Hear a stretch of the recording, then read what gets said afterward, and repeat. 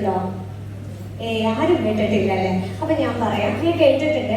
അപ്പൊ എങ്ങനെയാണ് പ്രണയിക്കുന്നത്? വേഗം പോയിട്ട് രണ്ടുപേരും തമ്മിൽ പ്രണയത്തിലാവോ? ആവോ? കുട്ടികൾ ആരും ഇതിനെ പറ്റി കേട്ടിട്ടില്ല. ഓക്കെ, അപ്പൊ നമ്മൾ സ്നേഹിച്ചിട്ടാണ് ഏതെങ്കിലും ഒരു കക്ഷിക്കാർക്ക് താല്പര്യം കൂടുതൽ ഉണ്ടാവുക. അവർ സ്നേഹിച്ചിട്ടാണ് അവർ പിന്നെ ഒരുമിച്ച് ജീവിക്കുന്നത് അല്ലേ? അപ്പൊ മണിയെ നമ്മൾ സ്നേഹിക്കാൻ തുടങ്ങണം. എങ്ങനെയാണ് മണിയെ സ്നേഹിക്കാൻ തുടങ്ങാം?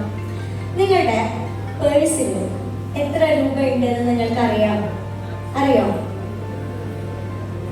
എണ്ണി നോക്കിയിട്ടുണ്ടോ? ചെറിയ എമൗണ്ട് ആയ കാരണം നമ്മൾ അത് ചില്ലറ പൈസ അല്ലേ, അവിടെ ഇരുന്നോട്ടെ വിചാരിക്കും. അത് അത്രയല്ലേ ഉള്ളൂ എന്ന് വിചാരിക്കും. 1 രൂപ ഇല്ലെങ്കിൽ 1999 രൂപ മാത്രമേ ആവുള്ളൂ. ആ 1 രൂപ ചേർന്നാലാണ് 1000 രൂപയാവുള്ളൂ അല്ലേ? അപ്പൊ എനിക്ക് നിങ്ങളോട് പറയാനുള്ളത്, ഇപ്പൊ തന്നെ നിങ്ങൾ ഈ മണി ബ്ലോക്ക് മാറ്റണം. ഒരുപാട് കാശൊന്നും എനിക്ക് ഉണ്ടാക്കാൻ പറ്റില്ല, അങ്ങനെയുള്ള കാര്യങ്ങളൊന്നും ഉണ്ടാവരുത്. നമുക്ക് മണി ബ്ലോക്ക് മാറുക എന്ന് വെച്ചാല്, ഇപ്പൊ നിങ്ങൾ ആലോചിച്ച് നോക്കൂ, നിങ്ങളുടെ കയ്യിൽ പൊടി പിടിച്ചിരിക്കുന്ന ഒരുപാട് കാര്യങ്ങളാണ് മറ്റുള്ള കുട്ടികളുടെ സ്വപ്നം, ആണോ ഇല്ലയോ? ഒരുപാട് മേക്കപ്പ് സാധനങ്ങൾ വാങ്ങി വെച്ചിട്ടുണ്ട്. എന്തിനാണെന്ന് പോലുമില്ല, വാങ്ങിയിട്ടുണ്ട് വലിയ കാര്യത്തിൽ, പക്ഷെ ഉപയോഗിക്കുന്നില്ല. അത് ക്യാഷിന്റെ മറ്റൊരു രൂപമാണ് അല്ലേ? ഒരുപാട് വസ്ത്രമൊക്കെ നമ്മുടെ കയ്യിൽ ആഘോഷങ്ങൾക്ക് വേണ്ടി വാങ്ങിയതാണ്. 1-2 തവണ ഇട്ടിട്ട് പിന്നെ അവിടെ വെച്ചിരിക്കുകയാണ്. അത് ക്യാഷിന്റെ മറ്റൊരു രൂപമാണ് അല്ലേ? നമുക്ക് അച്ചാർ ഇടാൻ അറിയാം, അച്ചാർ നമുക്ക് ഇടാൻ അറിയാം, പക്ഷെ നമ്മൾ അച്ചാർ വീട്ടിൽ ഉണ്ടാക്കുന്നില്ല, നമ്മൾ പുറത്തുനിന്ന് വാങ്ങുകയാണ്. അപ്പൊ നമ്മൾ എന്താണ് അവിടെ സംഭവിക്കുന്നത്? നമ്മുടെ എക്സ്പെൻസ് കൂടുകയാണ്.